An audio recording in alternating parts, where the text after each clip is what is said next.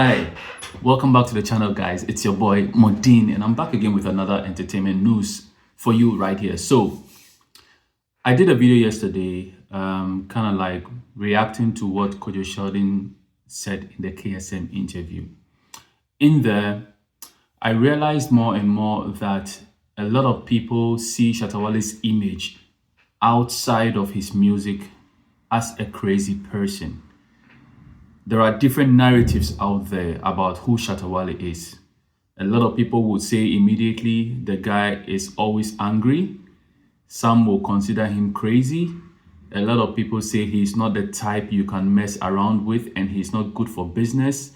When you have certain things like this going around your name, especially when people are calling you inconsistent, it is very daunting and it can hunt and kill someone's brand. Yet, this is exactly what the music industry is doing to an artist that is more of a unicorn when it comes to music in Ghana. Why is Shatta Wale a unicorn? Now, Shatta Wale has been in the music industry for 20 years. Exactly this year will be 20 years when he first released his first ever single, Bandana from Ghana. Since then, he's been at it, especially when he came to the very top. We knew him with songs like Bandana from Ghana, Boga Beba, and then he went down. When Shatta Wale went down, there were a lot of songs he was doing that couldn't really make the airwaves, but he still persisted. He tried by himself with the help of people he met on the streets, people who believed in the dream. And he went ahead to play several shows in the so-called ghettos, the zongos and all, just to build his name. And he also did something significant. He became one of the first crop of artists who learned to play their own beats. It isn't that we've not had something like that in the past, prior to Shatta Wale coming to the scene with that. We actually had artists who could actually make beats themselves. But we never had artists who had the studios right in the comforts of their home. We never had artists who actually mix and mastered their own thing and also pushing themselves to the forefront. Shatta Wale was indeed first of his kind to actually do something like that. Now, the unicorn factor comes into the fact that he was relegated to the background, never believed in, and actually others were favorited ahead of him, which is normal because it's a music industry, right? You're going to have favorites. You're going to have people you like because maybe they listen to you better or you think you can make more money out of them. And if you meet somebody you think isn't going to make working with you easy, then of course, there are ways you're going to go about it and also choose who you want to work with. So Shatta Wale has been dealt with in a lot of ways when it comes to the music industry, right? A lot of the times, I think he is not able to say exactly what is on his mind because his way of thinking is quite multidimensional. He talks about, let's say, 5 or 6 different things at a go. And so you should be someone who is able to know a bit of his past, to know current issues that are affecting him, as well as where he's trying to go with his music and what he wishes for Ghana music in general. Hence, you could see that whenever you are watching him talk, he kind of like veers off and talks about different things. You can kind of liken his mind to that of Kanye West. Now, for those of you out there who might have actually followed and listened to interviews where Kanye West was talking about industry issues and then the vision for a lot of things in the future, you would actually know that guy is not a mad person as is being purported by some of the media folks in the United States and around the world, right? I'm not talking to those who read headlines. I'm talking to people who take their time to actually listen to an artist like Kanye West. Now, if you don't see his line of vision, now the difference is that Kanye West is very articulate. He can talk. Now, there are times where Shatta Wale, without the anger, has been able to actually give what he actually has on his mind. But one place where he actually tells you a lot about what he thinks and the hurt he's going through is his music. Sadly enough, a lot of the people who chastise and criticize him do not listen to his music. They actually hear whatever is played on radio, but they don't actually listen to the lyrics of the songs that he has. Hence, the reason why he's been able to amass a lot of following, because people listen to what he has to say. There is a lot of message packed in his music, and anything that he says, he actually means it. Sometimes, of course, he does the jokes and all those other things, but he is not crazy as we make it seem.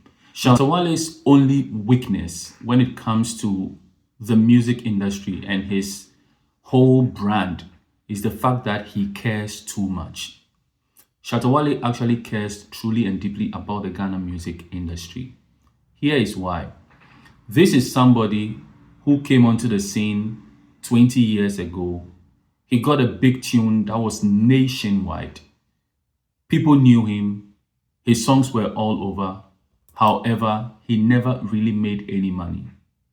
Now, he came back again onto the scene with all the changes that I highlighted, learning how to play his own beats, forming a formidable fan base, teaming up with different people in the industry, and out of respect, they teamed up with him. And to build the brand that he has till date, it's not an easy feat for anybody. Let any of our A-listers right now go off the scene for 10 years and come back again to try to get back to the top like Shatta Wale has done. No one can do it. It will take time. Of course, I'm not God. And so I can't say no one can ever do it. But it's going to take time.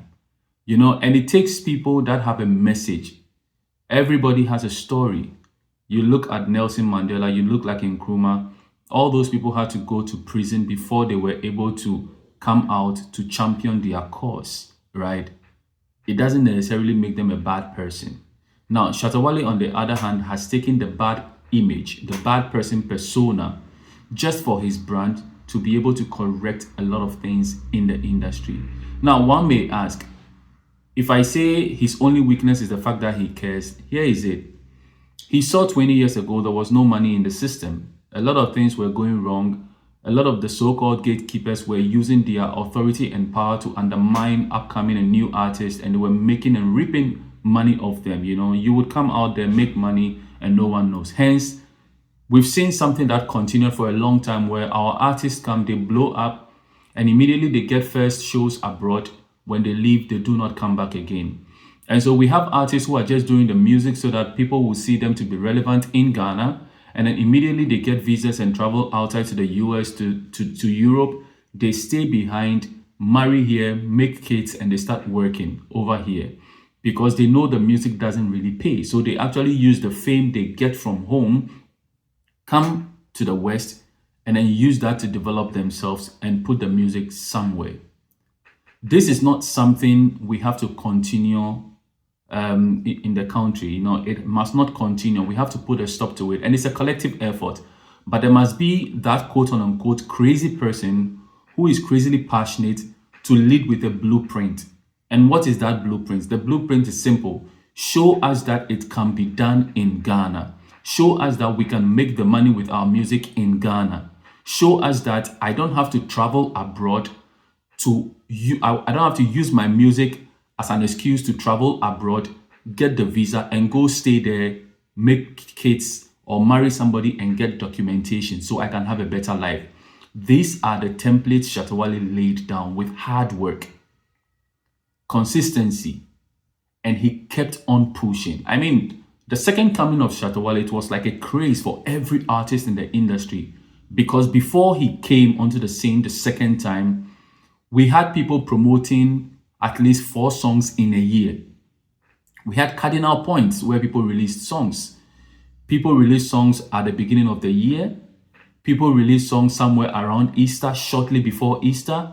People released songs somewhere getting close to, let's say, July, August, thereabout, so that the songs will warm up and we can have songs that will be ready for the Christmas. And so people were releasing, like, let's say quarterly, so to say. But then when Shatta Wale came into the music scene, he started releasing almost every week a lot of songs, and he was getting hit songs, hit after hit after hit after hit. And if you have the likes of Shatta Wale, Guru, who was also pushing a lot of songs, the two of these artists got a lot of hit songs around that same time, and that mounted pressure on the rest of the artists who were also pushing and making waves. Hence, the reason why the Ghanaian music was able to come to the forefront again after Nigerian music has dwindled it. Now that there's this agenda to sideline Shatta Wale off our airwaves, we can see that the Nigerian music is coming back again. And the same people who sit to criticize that, why is it that we don't play Ghana music, are the same people who sit in those same radio stations and do deals to play other songs and sideline the same artists they know. No one is ready to build the artist for the next generation. And this is why I said Shatta Wale's only weakness is the fact that he cares. He's looking for a solution. That's why he laid the blueprints down that we can actually do it without traveling out there to do all those things. When you go to America, when you come to Europe, in Germany they call it GEMA. In America, I don't know how they call it, but this is their copyright society that collects money for them. The login system Shatta Wale has been talking about, if we actually have a complete login system, an artist like Sappho Newman, who came out with this beautiful and amazing song, you see, the talent, the writing skills to be able to put such a melody to tell true life stories isn't an easy thing. And for a prolific artist like Sappho Newman, who came from nowhere, to just be at the forefront and on the lips of every single person, he should be duly rewarded for his work. You know, just getting the opportunity to go on TV interviews and radio interviews will not cut it. But just that one song should be able to catapult him to build a house, to fend for his family, to do a lot of different things for himself. You know, but Sappho Newman, exactly a year from now, we won't know anything about him. Even if I'm saying a year from now, it's been a few weeks and we are hearing nothing of Sappho Newman because we don't have a sustained system that will track all the songs that are being played on radio stations and even in the nightclubs and anywhere songs are used, so that we can collect the money actively and give it to the artists so they can make some good money. The Americas and the Europes we are running to, they have their system. And that is why they are able to collect money and pay their artists, because they have the systems in place. The Beyoncés, the Jay-Z's, and all the Kanye West and those people that we always say, let's go international, they never forced to come international. Most of those artists never came to the African soil or to the Ghanaian, to Ghana, to come play shows for us to say that they crossed over to make themselves relevant. No. They stayed right where they are and they used the machineries they have to push. And based on the push, we started consuming. We have people who traveled out there. When they're coming, they bring the tapes and all, and that is how the message went across. The same way we can push a vibrant music industry in Ghana, and when people come and they tap into the raw energy and the beautiful sounds we have, it will naturally go out there and then it will come. Most of what we call going international and all that is just people traveling around to come and play shows for Ghanaian communities around here, and it's not helping. So Shatta Wale is not crazy. If you think you are not ready to actually listen to how everything started, whenever you see something trending and an issue is going up there, and you know you are not ready to actually know the genesis of something before you comment on it, then please don't. But if you still want to just follow suit and know what is going on, do not conclude because you don't have the answers to everything, right? Shatta Wale is not a mad cow who just runs about criticizing people, insulting people and all that stuff. No, he doesn't. In fact, I have never seen Shatta Wale on any international platform. Listen again. I have never seen Shatta Wale on any international platform, be it international interviews, be it international radio stations calling in to talk to Shatta Wale. I've never heard him insult or say something bad about any of our Ghanaian artists. No, he never does it. He will only say something bad about anybody right here on our soil, right in the country, on the airwaves. But I've never seen any foreign interview that Shatta Wale has conducted, or any platform he got, that he stood to say anything negative about our artists, because he sees that whenever those opportunities present itself, it's not about him as a person, but it's about the entire country. And so these are some of the things we need to actually look at and stop the narrative of Shatta Wale is bad for business, you can't deal with him and all that. You keep on saying those things. A lot of people keep on saying those, yet he's been getting all the shows. He has a lot of people who respect him, who come close to work for him, and they've been in his close circles, to work with him. If you don't know the person off camera, do not judge him. Of course, his persona for the entertainment is different. And this is why I will always support Shatta Wale, because the guy has a lot of positives, but we choose to overlook it. You get it? We choose to overlook it, and it's not a good look for Ghana. Now that I'm back again on YouTube, I'll be bringing you a lot of videos. I'll take my time to research, craft videos, and try to shape narrative. And if you find any video out there where someone is just saying anything blatantly against Shatta Wale, just bring it to my view. I would analyze it and try to go into it, and I would try to address some of these issues to stop some of these false narratives that are going on there. There are some names I wouldn't want to even mention. You see, there are some names I've never even posted on my channel before. For me, you have to have some bit of depth for me to want to comment on the things you are trying to say whatsoever.